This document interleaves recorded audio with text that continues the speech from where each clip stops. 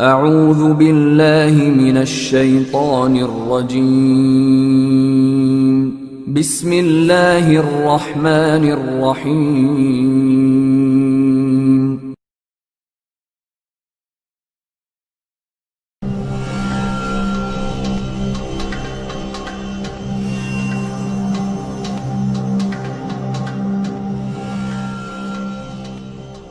Cette histoire prend sa source dans le sud-est du Vietnam. Dans cette région subsiste la communauté Cham.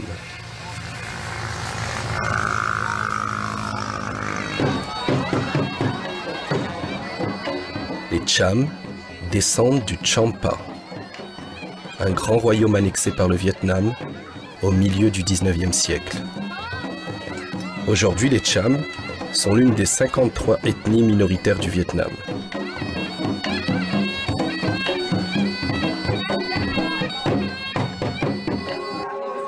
Dans cette région du Vietnam, la population Cham est en grande partie de religion brahmaniste, religion d'origine hindoue. Mais un tiers des villages Cham se disent musulmans. Ces quelques 30 000 musulmans pratiquent un islam insolite, débarrassé de ses contraintes rituelles. Ils se revendiquent néanmoins pleinement musulmans. Dans cet islam, ce sont les femmes en majorité qui vont à la mosquée. Elles ne portent pas le voile. Durant les nuits de Ramadan, le rite est accompli par les femmes.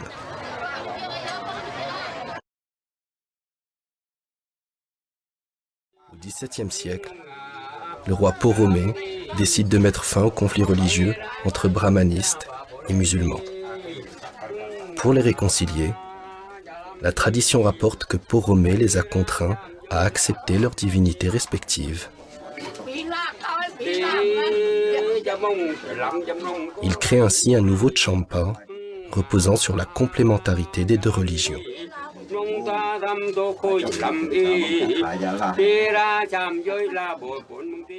Qui a imposé cette règle étrange pour sceller la réconciliation entre les deux communautés. Brahmanistes et bannis ne peuvent vivre l'un sans l'autre. Les représentants des deux religions ont pour habitude de participer aux cérémonies de l'autre communauté. Les Cham bannis se rendent à la fête brahmaniste du Kathé, en l'honneur du roi Po Klong Karai. Ces visites réciproques traduisent bien l'esprit de tolérance qui règne chez les Cham. C'est toutefois une nouvelle entorse au dogme islamique de l'unicité divine. Les Balamouns viennent porter des offrandes comme ça pour Allah dans la mosquée. Voilà. Mais, inversement, les bannis, ils viennent aussi dans les temples, le Balamou, dans tout ça, le Balamou. Ils se complètent, ce sont des compliments.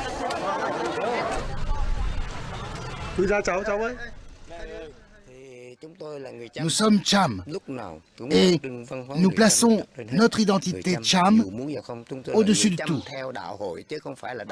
Qu'on le veuille ou non, nous sommes et nous restons Cham. Nous sommes des Cham qui suivent l'islam et non l'islam dans lequel on y mettrait la culture Cham. C'est pour ça que, entre nous et les brahmanistes, la seule différence réside dans le système de croyance. Nous restons Cham par le système matrilinéaire, nous restons Cham par les coutumes, par le chant, par la danse. Il faut préserver notre culture. Chez les Cham, la tradition l'emporte sur la religion. Contrairement à l'islam sunnite majoritaire, où tous les fidèles sont égaux entre eux, sans hiérarchie, chez les Cham bannis, l'islam est dominé par une classe de dignitaires. Les musulmans bannis ont intégré les symboles d'autres cultures. Sur les murs des mosquées apparaissent le yin et le yang taoïste. Les dragons chinois voisinent avec Allah et Mahomet. La svastika, d'origine hindoue, orne le chapeau des dignitaires. Pourtant, l'islam interdit toute association avec d'autres religions.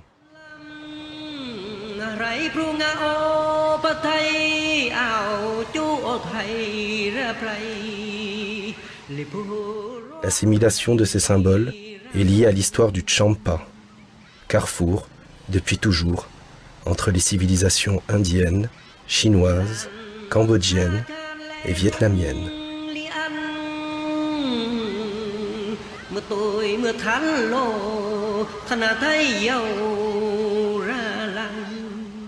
Les deux religions du Champa, brahmanisme et islam, viennent de l'étranger.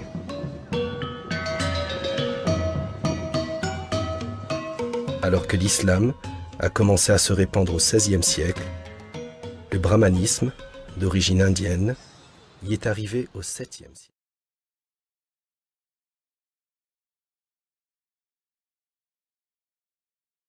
Des 5 obligations de l'islam, la première est la croyance en Allah. Les Chambani la respectent. La deuxième obligation du musulman, les 5 prières quotidiennes, n'est jamais suivie par les Chambani. On fait la prière une fois par mois. Sinon, on la fait le vendredi.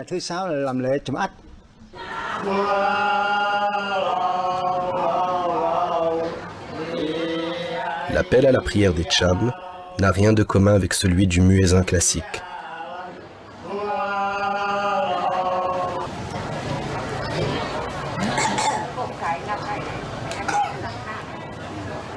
Nouvelle aberration pour l'islam orthodoxe, seuls les dignitaires religieux, appelés Achar, prient.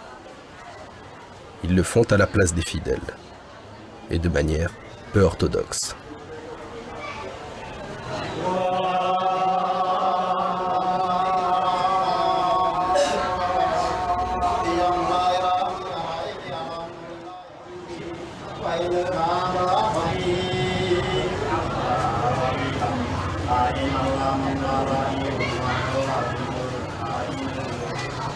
Le culte est très différent de la pratique musulmane. Les prosternations des femmes bannies, identiques au culte tibétain, n'ont rien d'islamique.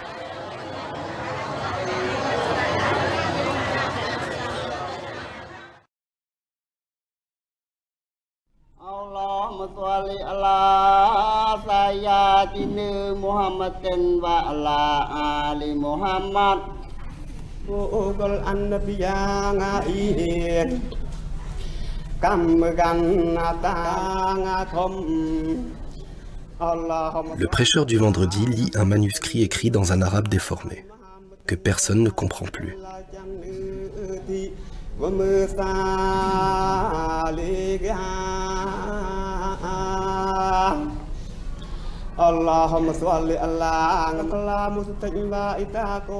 Ces rouleaux sacrés sont considérés par les Cham purs du Cambodge comme le dernier héritage du Champa.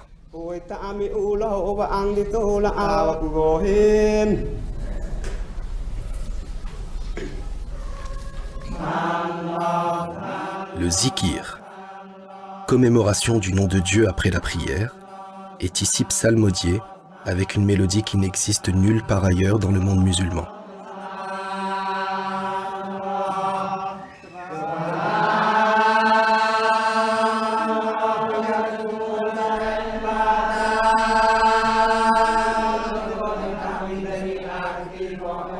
Pour les Cham purs, le zikir permet de s'élever spirituellement dans un but initiatique.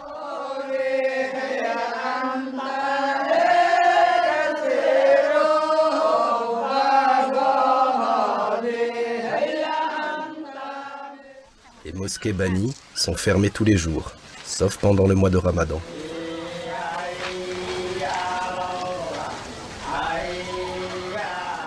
Elles sont également ouvertes 1 à 2 vendredis par mois, en fonction du calendrier lunaire.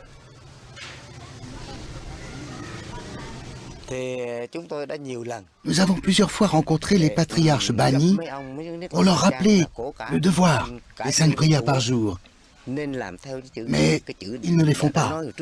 De même, il faudrait ouvrir la mosquée le vendredi. Car pour l'islam international, le vendredi, c'est le jour de la grande fête. Et eux ne l'ouvrent qu'une fois par mois. Seuls les dignitaires accomplissent le ramadan, troisième obligation de l'islam. Pendant tout le mois, les dignitaires s'enferment dans la mosquée pour jeûner, prier et dormir. Chacun possède sa théière, son crachoir, son nécessaire à chiquer. Seuls les dignitaires pratiquent le jeûne, afin de racheter les fautes commises par la communauté.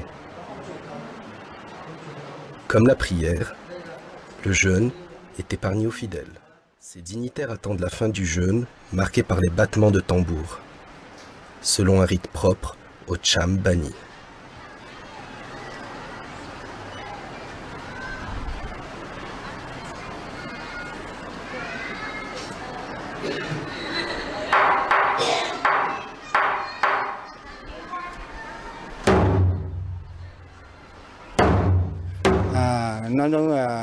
Pendant le ramadan, il faut se restreindre le jour et manger la nuit. On ne mange que lorsque le soleil n'est pas encore apparu ou qu'il s'est déjà couché. Cependant, les dignitaires s'autorisent une cigarette avant la fin du jeûne. Autre entorse au dogme, les dignitaires rompent le jeûne alors que le soleil n'est pas encore couché. Pour faire illusion, ils vont fermer les volets et manger dans le noir. Les témoins sont interdits. La quatrième obligation, la zakat, l'impôt aux pauvres, est respectée.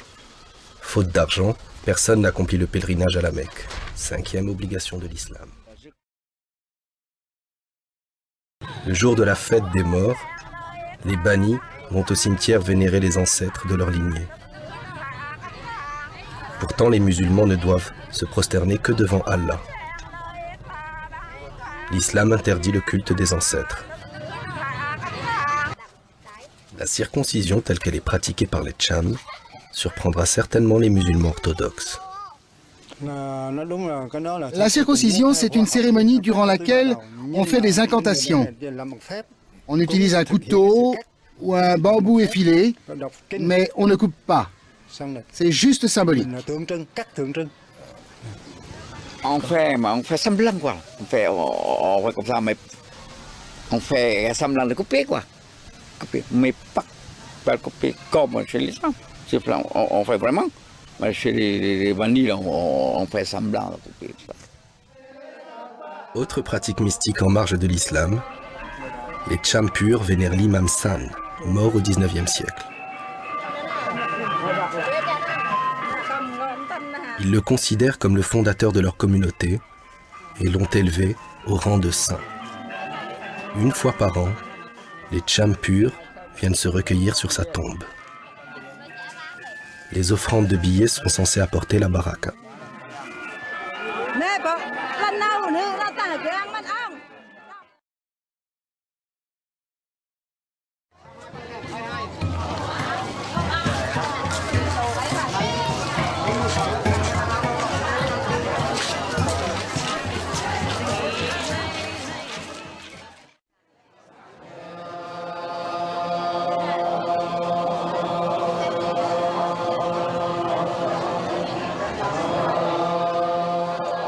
Cette cérémonie bannie est calquée sur les rites brahmanistes. Elle est contraire à l'usage islamique, qui interdit les offrandes de nourriture à la mosquée.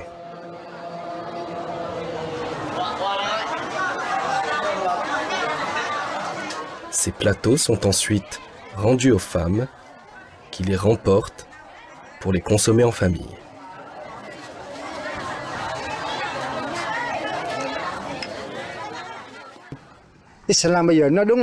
Nous sommes beaucoup plus avancés que l'islam actuel. Nous avons plus de droits, nous sommes plus libres, mais c'est le même islam.